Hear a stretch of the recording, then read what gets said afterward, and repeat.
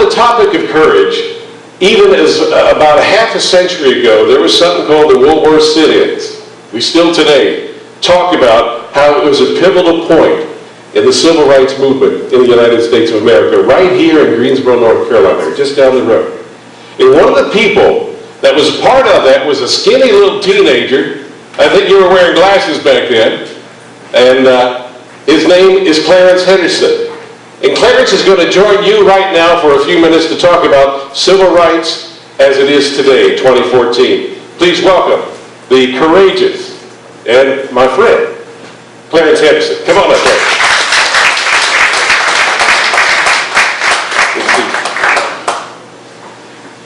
I'd like to say good evening, everybody. Good evening. You guys are not very excited. Don't you know you live in America? Greatest country in the world. Throughout American history, we've had a number of movements that have changed or impacted America greatly. One of them was the Civil Rights Movement, started from 1958 to 1964. I had the distinct pleasure of participating in a portion of that to change the course of history for America. And that was to change segregation. We had a chance to put Jim Crow on trial. And if you understand anything about America, you understand that it's a series of movements that go on. And I call them and I identify them in two different movements. One is the agenda-driven movement. The other one is the principle-driven movement. Well, the Civil Rights Movement was a principle-driven movement. It was a movement to identify we as a people. And had it not been for our Declaration of Independence, our Constitution, and our Bill of Rights, it would never have worked. That brings to mind, if we travel back a few years, who put blacks in position to be able to utilize these three charters of freedom? Well, if we go back and revisit, then the movement that we need to have right now is the American Constitutional Movement. A movement that will have the same spirit as the Republican Party when they passed the 13th Amendment,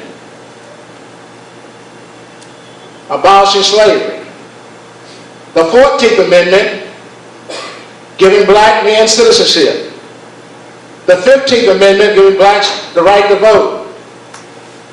These were all done by the Republican Party. These were all movements. And when it comes to women's rights, the Republican Party tried for 40 years to get the 19th Amendment passed. And guess who was trying to prevent that amendment from being passed? The Democratic Party. Now, I speak to you about history because if you don't know your history, you're doomed to repeat it. Who was it but Gerald Ford, Republican president, that changed Black History Week to Black History Month?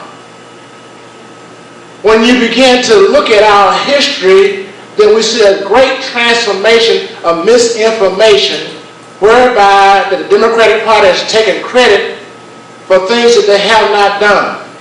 Now, how do I know that? I came out of the Democratic Party, so I know both sides of the spectrum. So nobody can tell me that I'm trying to fool you because I only see one side. See, what I see, and here's what happens. Within the two parties, you have the white liberal Democrats that have now made their party the plantation. And they come to people that look like me and say that you are a victim,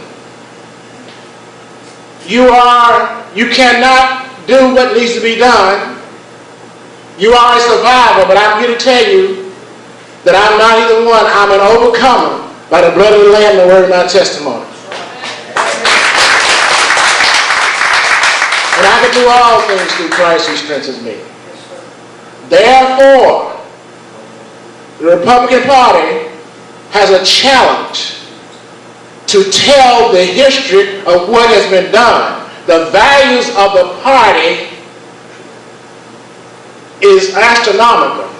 Now, when we look at where we are today, as I said, you have the white liberal Democrats that have made their party the plantation. You have black liberal Democrats that, because they're in the big house, that they want to remain there, they will come to people like me and say, listen, I am working hard for you. My question has been for a number of years, if you're working hard for me, then what are you doing for me? And I haven't found anything they're really doing. Now, the Republican Party says, all we'll give you is an opportunity. And see, I've always been a very competitive person. All I want is opportunity. I don't need anybody to open the door because I open the door for myself. And that's what the American opportunity is all about. It's not about entitlement, stealing other folks' money, raising taxes. We've been fighting against this big government which keeps being increased by the Democratic Party says it needs to get louder. It needs to get larger. But it's better for smaller government, all the regulations that they put out here. And I'm a living example of that because I went into that system and had three opportunities in America. One, you have an opportunity to go to work for somebody, go to work for yourself, and then put other people to work. Well, I've been through all three. And I ran a business for over 30 years in America.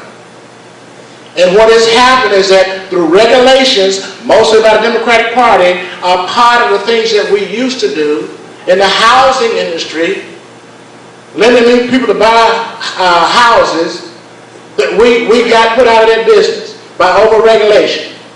So what my challenge is right now is that this time next year, thereabout, myself and some other black conservatives are going to lead a movement into Washington, D.C. You may think I'm crazy, but I've done it before. And that movement is going to culminate and say to all of America that if you want to keep this land free, we have to remove ourselves from the tyranny of King George III and always be taking freedom's next step. And freedom's next step is for our individual rights. We've gone from basing it on the color of skin versus the content of character, whereby it's not about the color of your skin being black, it's about whatever color it is. It's based on ideologies. If your ideologies are different, they want to close your mouth. The liberals want to close your mouth. They want to attack the person and not the issue. And I'm constantly swimming upstream, and you know what? I enjoy it. I take up the challenge of talking to any Democrat there is. I tell you what happened to me, and I'll close with this. The head of an NAACP in the state of North Carolina wanted to go on this private liberal radio station, and he wanted a Republican to come on so he could interview him or her. And so somebody sent for Clarence Henderson. And when they found out I was coming, guess what? They canceled the program. So you tell me, I'll stand toe-to-toe with anybody. I'm here this evening for Vince Coakley because we need leaders. Leaders that will represent the law and not the rule of law. And instead of politicians that want to govern by the rule of man. We've got to get away from that. Ronald Reagan said we're never more than 1 decade away from losing our freedom. Folks, we're in 6 years of losing our freedom. By the time the current president gets out, it'll be 8 years. We've got 2 years from there to change this thing around. It's time, America, it's time to make a change. And the Republican Conservative Party can do it. Thank you.